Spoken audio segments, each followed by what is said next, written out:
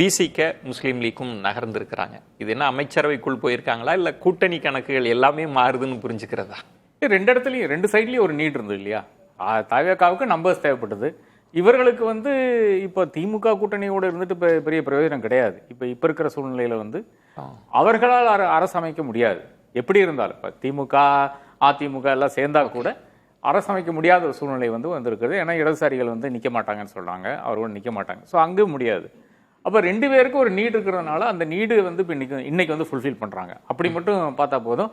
திருமாவளவன் எவ்வளவு பல்ட்டி அடிச்சு பேசினாலும் அதையெல்லாம் தாண்டி இங்க இருக்கின்ற மிக தெளிவாக இருக்கின்ற விஷயம் அதிகார பகிர்வு இருந்தது. ஒரு அமைச்சரை உட்கார வைக்க முடிஞ்சது. எனக்கு அதில் பெரும் மகிழ்ச்சி இருக்கிறது. அது மன்னியரசு அமைச்சராக அதை விட பெரிய மகிழ்ச்சி இருக்கிறது. நம்ம கூட எல்லாம் அவங்க உட்கார்ந்து நம்ம கூட எல்லாம் சண்டை போடுற ஒரு நபர், நன்றாக பேசக்கூடிய ஒரு நபர். அவருக்கு காலாகாலமாக இந்த அரசியல் நமக்கு ரொம்ப பரிச்சிதமான ஒரு முகமாக இருந்தது. அவருக்கு வந்திருக்கிறது. அப்போ ரெண்டு இடத்துலையும் நீட் இருந்ததுனால இது நடக்கிறது. அடுத்து நீங்க கேட்ட அந்த இதுக்கு உங்களுடைய தலைப்பினுடைய இதுக்கு இன்னைக்கு திமுக மாறுதான் கேட்டதுக்கு நாம காலாகாலமா பார்த்துட்டு இருக்கிற ஒரு விஷயம் தான். இன்னைக்கு அதிமுக இல்லாத ஒரு இடத்துல தாவேகா இருக்கிறது, அவ்வளவுதான். 91ல பூண்டோட இப்போ திமுக அழியிற ஒரு சூழ்நிலை. மதிமுக தான் அப்போ பிரிஞ்சு போச்சு. இருக்கிற மாவட்ட செயலாளர் கூட அங்கே போயிடுவாங்கன்னு ஒரு பிரச்சனை. இதெல்லாம் நடந்து கொண்டு இருக்கிற திமுக அப்படியே நலிந்து போயிட ஒரு சூழ்நிலை. 96ல் அனைவரும் இந்த பக்கம் வந்ததுனால இவர்கள் ஜெயிக்கிறாங்க. அது இவருடைய தமாக இருந்தது, டிஎம்சி மூப்பனாரனுடைய டிஎம்சி எல்லாம் இருந்தது, ஜெயிச்சிட்டாங்க. 2001 அப்படியே கூண்டோட அந்த பக்கம் போறாங்க, அவங்க ஜெயிக்கிறாங்க.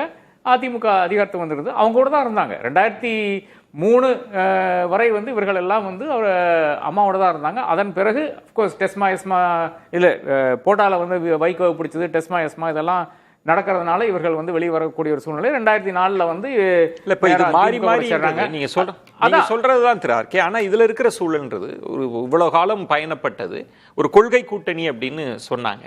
ஆனா இன்னைக்கு இருக்கிற சூழல்ல இப்ப மதிமுக வரல, ஆனால் அவருடைய கூற்றுகள் ஒரு ஐயத்தை ஏற்படுத்துவதா விமர்சகர்கள் சொல்றாங்க. அவங்களும் நகரலாம் அப்படின்னு.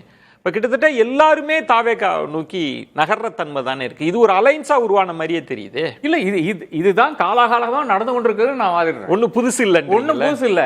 தாவேகா என்ற இடத்துல அதிமுக இருந்தது நேற்று வரை. 2016 தவிர்த்து பாக்கி எல்லா டைம்லயும் அப்படித்தான் இருந்தது. 2021 அந்த இடத்துல திமுக இருந்தது. இவ்வளவுதான் வித்தியாசம். அதிகாரம் என்பது எங்க இருக்கிறதோ அதை நோக்கி கிராவிடேட் பண்றதுதான் சிறிய கட்சிகளினுடைய ஒரு நியதியா இருக்கும். வேற வழி கிடையாது. 29 நம்ம எடுத்துப்போமே, 2 வருஷம்னா திமுகவுக்கு அலைன்ஸ்னு வேற யார் இருப்பாங்க? இதுதான் நீங்க எடுத்து ஒவ்வொரு காலகாலமா எடுத்து பாருங்க. 2001 ஜூன் 2001 நான் சொல்றேங்க, ஒரு ஸ்ட்ரீட் டாக் கூட இல்லைங்க. இப்ப கோபாலபுரம் 4th ஸ்ட்ரீட்ல ஜூன் 2001 என்னை தவிர சண்முகநாத் தவிர யாருமே கிடையாதுங்க. 2001 ஜூனுடைய நிலைமை நான் சொல்றேன். இது திமுகவுக்கு ஒன்றும் புதுசு இல்லை. திமுகவுக்கு புதுசே கிடையாது. 2011 எக்ஸாக்ட் சேம் சிச்சுவேஷன்.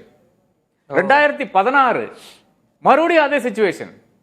அப்ப திமுக பார்த்த விஷயம் தான். அதாவது அதெல்லாம் பார்த்தாலும் 91 ராஜீவ்காந்தி அசாசினேஷன் திமுக தான் காரணம் எல்லாரும் நம்பினாங்க. தமிழ்நாட்டில் இருக்கிற அத்தனை பேர் நம்பினாங்க. வைகோ பிரிஞ்சு போயிட்டாரு. அப்போ அதையெல்லாம் தாண்டி ஒரு கட்சி. ஆனா ஒரே ஒரு வித்தியாசம் என்னன்னா, இந்த எல்லா காலத்திலையும் கலைஞர் இருந்தார், இன்னைக்கு மு.க. ஸ்டாலின் இருக்கிறார். இது மட்டும் தான் வித்தியாசம். கலைஞருக்கு அந்த கட்சியை பில்ட் பண்றதுக்கு அவருடைய யுக்திகள் ரொம்ப டிஃபரெண்டான ஒரு நெருக்கடி இல்ல திரு ஆர்கே. இன்னைக்கு இதுவரைக்கும் அதிதீவிர பாஜக எதிர்ப்பு நிலை, அந்த எதிர்ப்பு நிலையில இவங்க எல்லாரும் ஒன்று சேர்ந்து இருந்துட்டு இருக்கிறாங்க. இப்ப இவங்க எல்லாருமே தாவேகாவோட ஷிஃப்ட் பண்ணியாச்சு. அவர் மதசார்பற்ற அணினா அங்க காங்கிரஸ் இருக்கிறாங்க, அவங்களும் பாஜகவை தான் எதுக்க போறாங்க. ஆமா, இப்ப இவங்களுக்கு இப்ப திமுக 29ல என்ன ரோல்ன்ற கேள்வி இருக்குல்ல, இவங்களுக்கு என்ன அணின்ற ஒரு கேள்வி இருக்கு. நிச்சயமாக அந்த கேள்விக்கு நிச்சயமாக பதில் வரும் தான் நம்ம எல்லாரும் காத்துக்கொண்டிருக்கோம். 2001 தான் கிளாசிக் எக்ஸாம்பிளா இருக்கும். 2001 அதல பாதாள தோல்வி. ஆனா மத்தியில ஆட்சியில் இருக்காங்க. யாரோட ஆட்சியில் இருக்காங்க? திமுக. பாஜக கூட ஆட்சியில் இருக்காங்க. அப்போ பாஜக எதிர்ப்பு என்பதோ பாஜக ஆதரவு என்பதோ என்னை பொறுத்தவரை தமிழ்நாட்டில் ஒரு பொருட்டாக எப்போ வருதுன்னு பாத்தீங்கன்னா, நரேந்திர மோடி வந்ததுக்கு பின்னதான் ஒரு பொருட்டா வருது, ஒரு பிரச்சனையாக அப்பதான் வருகிறது. ஆனால் அதுவும் it has run it's course தான் நானும் பாக்குறேன். 2014 மோதின்னு சொன்னா 2016, 2019, 2021, 2024, 2026 26ல அந்த அளவுக்கு ஒர்க் ஆகல. இப்ப டெல்லி வெர்சஸ் சென்னை என்பதோ கீழடி வெர்சஸ் நாக்பூர் என்பதோ வந்து அந்த அளவுக்கு ஒர்க் ஆகல. சோ இப்ப ரீஅலைன்மெண்ட் தான் நடக்க போகுதா? ரீஅலைன்மெண்ட், ஆமா. இப்ப கடைசியாக இந்த கொள்கை கோட்பாடோட மத்திய அரசாங்கத்தை இல்லை என்றால் ஒன்றிய அரசாங்கத்தை யார் எதிர்க்கிறார், முழுவீச்சோட யார் எதிர்க்கிறார், யாருனால் எதிர்க்க முடியும், அவர்கள் தான் நிக்க முடியும். நீங்க அதுக்கு வந்து காங்கிரஸ் ஒரு இடத்துல இருக்குன்னு அது ஒரு கூற்றும் கிடையாது. அது நிச்சயமாக, ஏன்னா காங்கிரஸ்காரன் பூரா போய் பிஜேபி தான் சேர்றான். சுவேந்து அதிகாரி இன்னைக்கு முதலமைச்சர் எங்கிருந்து வந்தாரு?